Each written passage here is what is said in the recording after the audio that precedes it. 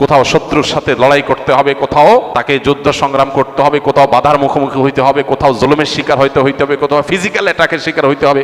এগুলো কি একজন নারীর জন্য সহ্য করাটা খুব বেশি উপযোগী? কেন ইসলাম ধর্মে কোনো মহিলা নবী নেই? অনেক নাস্তিক ব্যক্তিরা এই প্রশ্নটি তুলে থাকেন। এ বিষয়ে আপনার বক্তব্য জানতে চাই। ইসলামে কোনো মহিলা নবী কেন নাই, এই প্রশ্ন যিনি করেছেন তার কাছে আমার প্রশ্ন, আপনার মায়ের গর্ভে আপনি কেন এসেছেন? আপনার বাবার গর্ভে কেন আসেন নাই? আপনার ভাই বোন 4 জন 5 জন 6 জন যে কয়জনই আছে, এই ভাই বোনের সবাই মায়ের গর্ভে কেন আসছেন? 2 জন মায়ের গর্ভে আসলে 2 জন বাবার গর্ভে আসতেন, এটা কেন নাই? এটার উত্তর দেন। আপনি নিশ্চয়ই বলবেন যে না, এটা তো বাবার গর্ভে আসার মতো না, এটা তো হয় না। মায়ের গর্ভে সন্তান আসে, বাবা লালন পালন করে, উপার্জন করে খাওয়ায়, বাকিটা মা দেখে। তো আল্লাহ রাব্বুল আলামিন পুরুষদের জন্য কিছু ডিউটি দিয়েছেন, মহিলাদের জন্য কিছু ডিউটি দিয়েছেন। আল্লাহ পুরুষদেরকে সৃষ্টি করেছেন কিছু ডিউটির জন্য উপযোগী করে, মহিলাদেরকে সৃষ্টি করেছেন কিছু ডিউটির জন্য উপযোগী করে। এখন যদি আপনি মহিলা থেকে পুরুষেরটা, পুরুষের থেকে মহিলারটা আশা করেন, তাহলে সেটা হবে বোকামি। প্রত্যেককে আল্লাহ তাআলা যার যার ডিউটি, যার যার কর্তব্য পালনের উপযোগিতা দিয়ে তাকে তৈরি করেছেন। দেখুন, আল্লাহ তাআলা মায়ের গর্ভে সন্তান দেন।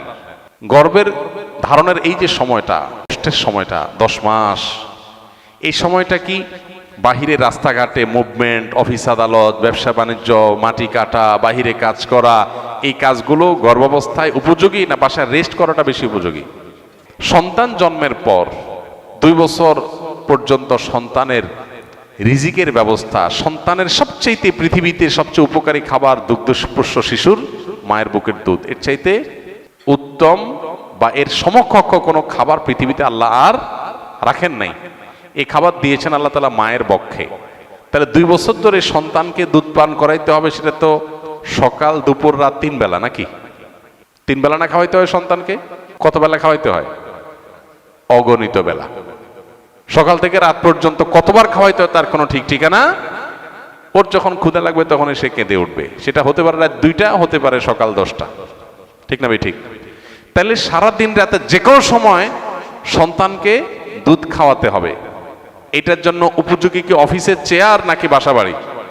আল্লাহ তাআলা নারীর বডি স্ট্রাকচারের মধ্যে যেসব জিনিসগুলো দিয়ে দিয়েছেন, সেখানেই কিন্তু ইন্ডিকেশন আছে যে তার কর্মস্থল কোথায় হবে, তিনি তার ডিউটিটা কোত্থেকে পালন করবেন।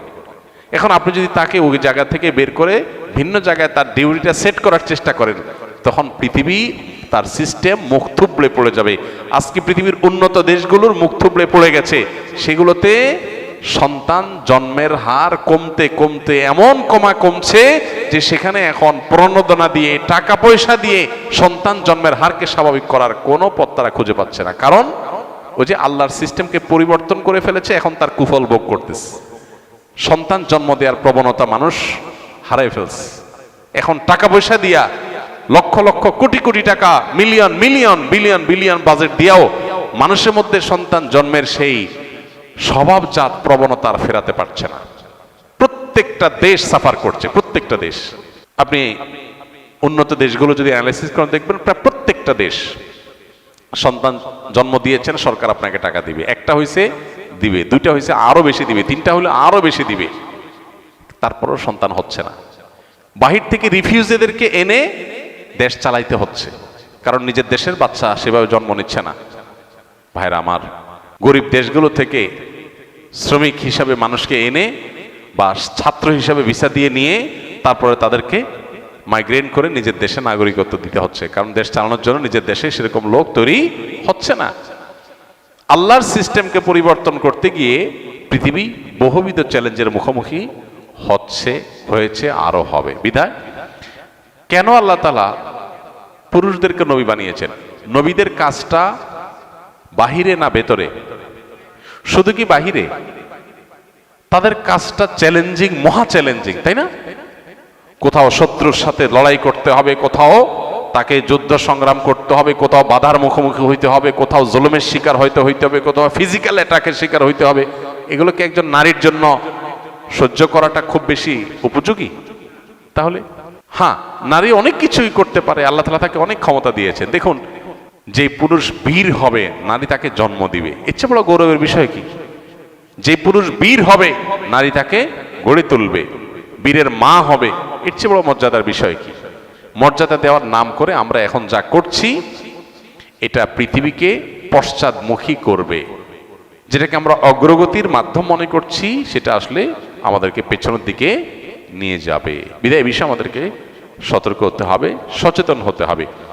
আল্লাহ রাব্বুল আলামিন যাকে দিয়ে যে কাজ নিতে চান তাকে সেইভাবে তৈরি করেছেন। আপনি এটাকে উল্টাতে চাইলে সেটা হবে না। অতএব আল্লাহ তাআলা কেন পুরুষদেরকে শুধু নবী বানিয়েছেন, মেয়েদেরকে কেন নবী বানান না, এর মধ্যে এটার উত্তর আছে। আল্লাহ আমাদেরকে বোঝার তৌফিক দান করুন।